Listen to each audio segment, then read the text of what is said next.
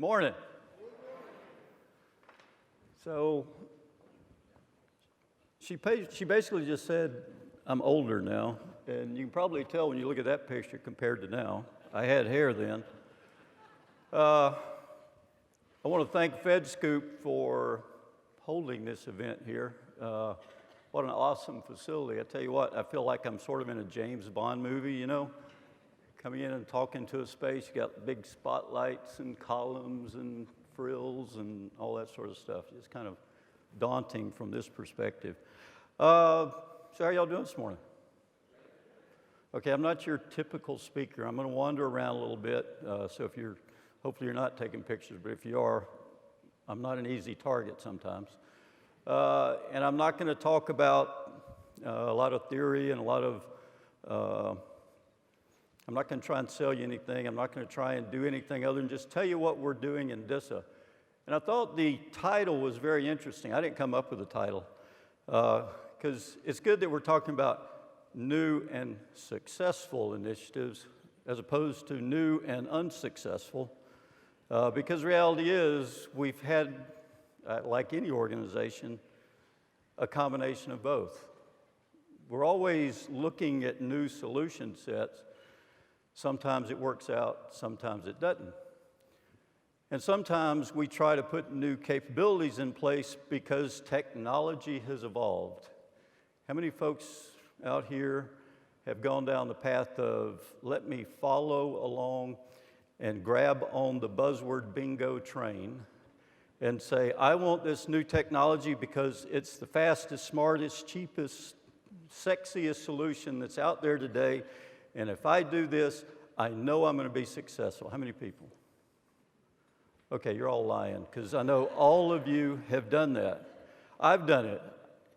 On the unsuccessful side of this, I used to do C2 within the agency for a lot of years. We jumped on this thing called NECC. Some of you may remember that. It was the newest way of doing software development. It was the newest way of looking at how you break up capability into small consumable packets, if you will. And from a technical perspective, it was infinitely doable. But the real question is, how do you apply that technology to the user experience, to the operational environment, and to the community at large in such a way that it is really successful? As a comment was made earlier, technology by and large, tends not to be the issue. Bringing in new capability, more often than not, you have to deal with the human factor. How easily do the end users, do the community embrace change? If you look at certain capabilities, you say, folks say, well, wait a minute. I'm used to doing the process in these 10 steps, and I have to do them in this order, and that's the way I've done it for 10 years. And now, wait a minute, so you want me to do a step, go off and do something else, come back, do another step, do something else, come back, do a third step? That requires me to change. I'd rather you change the software, change the application, as opposed to change me. So bringing in new and successful solutions isn't just a technical consideration. It's really a composite view of how can I best put a capability in place that's optimized for how we want to do business going forward, that gives me capabilities that I didn't have before, and do that in a way that is easy's in quotes, easy to work with the user community to help them understand this new solution. It's easy to help people go through the training required to say, how do I best optimize this capability?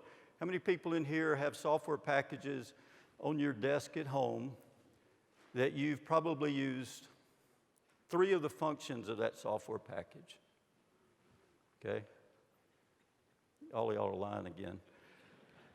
Because the reality is, software out there today comes bundled with a gazillion apps, just like on your cell phones. And you never use everything there. And why? Is because you probably haven't tinkered around with it enough to find that new function and say, oh, hey, I could really take advantage of this. I can really leverage this capability to do something I haven't been able to do before. And that's that discovery learning.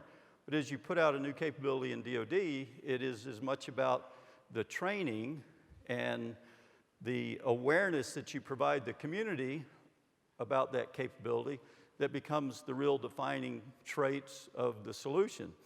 So if it's not just the new solution itself, because by itself, some people will become experts in it and they'll rave about it.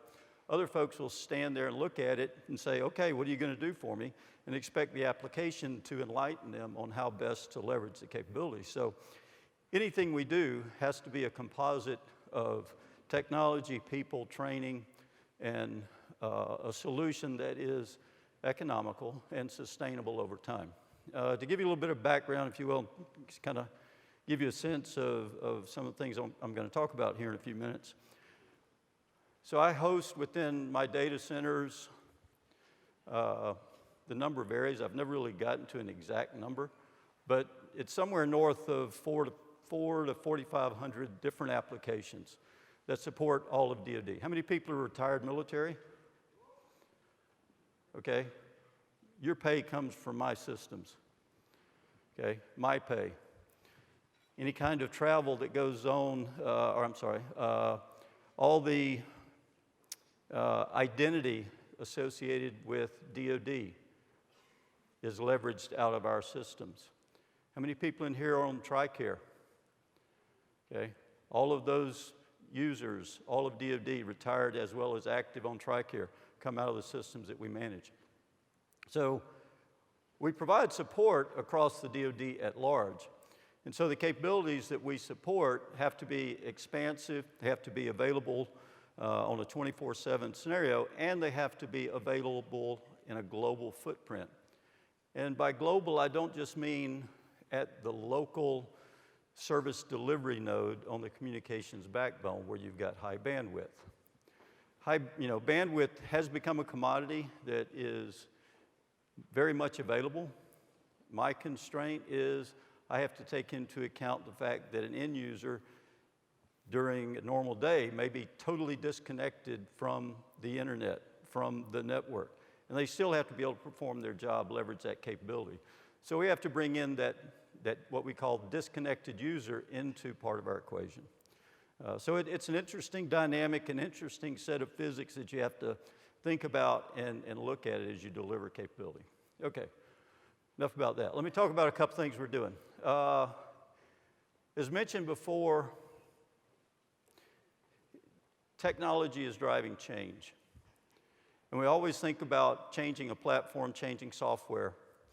What we're finding within the agency is we need to change the agency. So back in, roughly about a year ago, we started down the path of reorganizing the agency. Because what we've come to realize is from an agency perspective, and this is roughly about, 12,000 people scattered globally. We basically realized that the agency had grown up over time and had been built and operated and functioned where it's optimized at the organizational level. So if I was doing computing for the agency, I was basically a stovepipe solution. I put in all sorts of redundant capability. I built it so I could operate as a standalone environment. I didn't need anybody else within the agency to support, and I just needed to be able to connect to other functions within the agency or externally. Same thing with network services. And so what we've realized is that from an agency perspective, we optimized at the unit level, at the organizational level, and by doing that, we sub-optimized at the agency level. And so part of the reorganization that we've gone through over the last 10 months is really to change that equation around and start making decisions that are predicated on optimizing at the agency level. And by doing that, we've started making some fundamental shifts so that we now make decisions viewing things as an enterprise, if you will, and bringing things together in a way where it makes more functional, technical, and sustainable sense so that from a capability delivery perspective, we become faster, more agile, and we become cheaper. Now, I put faster in there in some respects, we're still like a pregnant turtle trying to figure our way down the path. But the reality is, we are able to look at things differently. So, case in point, I now run, before the reorganization, I ran the computing side of the agency, as well as the CIO function. CIO, we have roughly a worldwide network for internal network. After the reorganization, I not only had those things, but I also had the entire DISN, both NIPR and SIPR, across the globe. Now, what does that do for me from an agency perspective? It now gives me the ability to combine features together in a way that we're not allowed to do before, because whoever owned the network made their own decisions regardless of who was going to use it, how it was going to be done. And I made decisions on computing, agnostic of how the network was going to function. As a result, within the computing environments, we built an entire communications infrastructure within the data centers that was specifically tied to how do I do intra and inter data center communications, optimized for that. But it was sub-optimized relative to how does the DISN come in and connect into that environment. And so as part of the reorganization, we've been able to tear down those barriers. And so now I have the ability to go from the DISN, i.e. the big cloud that we provide to DoD, and I can now, instead of stopping at a meet-me point within the data center itself, and then create a bunch of networks below that that connects together at that meet-me point, I now basically have, in essence, removed that meet-me point and optimized the environment so that I come from the cloud straight down to the computing platform and optimize that environment and remove duplicative equipment and eliminate a lot of the technical barriers as well as procedural barriers that drive cost and slow down your ability to deliver capability. That's a little capability we call DODIN blurring, where we're streamlining that infrastructure and eliminating redundant capability or things that are just getting in the way of being able to deliver capability, but not at the expense of cyber. So that's a huge piece that we have underway right now, and that'll be done on a global footprint across DoD. Wherever we have a computing center that the agency owns and ties into the DISN itself. The other thing that I'm really interested in that we're working on right now is, from an agency perspective, again, I run the network for the agency at large, about 15,000 endpoints scattered globally. VDI. Everybody's heard about VDI. It's the latest buzzword bingo. But from my perspective, it is a huge capability that I can't get out in the field fast enough, because by putting a thin client, zero-state client on the desktop, I have gone a long way to securing my endpoints, which today are very problematic in terms of the time, effort, cost, and the speed at which I can keep those workstations secure to the level that we require. VDI is not a cure-all, but it does take part of that security risk equation and change it in such a way that now, instead of having to deal with how do I secure 15,000 endpoints, I've reduced that equation down to how do I secure the small number of thick clients or laptops that I have to have, and then everything else, a thin client, zero-state client, et cetera, and just be able to push the image. And by doing that, I now also give the user the environment to move laterally, horizontally, anywhere within the agency footprint, and still have their full desktop available to them, regardless of if they're on their mobile device or their desktop device. Point was made before, how many mobile devices, how connected are you? I was in a meeting the other day, and we were talking about this. I pulled out 5 devices. That's too many, right? Desktop or VDI will help us eliminate that, but it goes to one of the other things I'm pretty excited about. We've put out, one of my 5 devices that I have that I carry around with me is my classified cell phone. So we're leveraging commercial technology, leveraging commercial solutions, and working with one of our agency partners. have come up with a classified smartphone that basically we provide to the Department of Defense for folks working at the secret level. It's in place today. It is being used globally today, and it is look and feel no different from your own personal phone. So huge improvement in delivering capability to the warfighter, and we've only done this within the last 24 months. You say, well, wow, that's slower than pregnant turtles, but the reality is you're dealing with DOD. Everybody knows DOD is slow, and we're slow for reasons that from our perspective make sense. From a business economy perspective, you'll say, well, that's too slow, you'll never survive in that world. But our world is not about making money.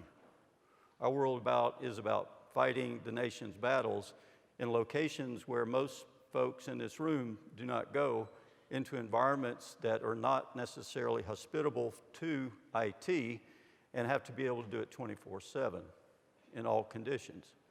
And so taking a commercial solution and bringing that into these environments in a way that it is a no-fail solution, in my mind, is a pretty big step forward.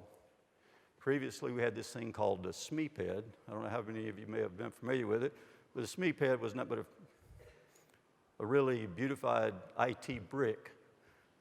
And I kid you not, it was the size of a brick, so it wouldn't fit in any pocket. It would barely fit in a woman's purse, but that was the first attempt. So this latest solution, what we call DMCC, is a huge step forward from that perspective.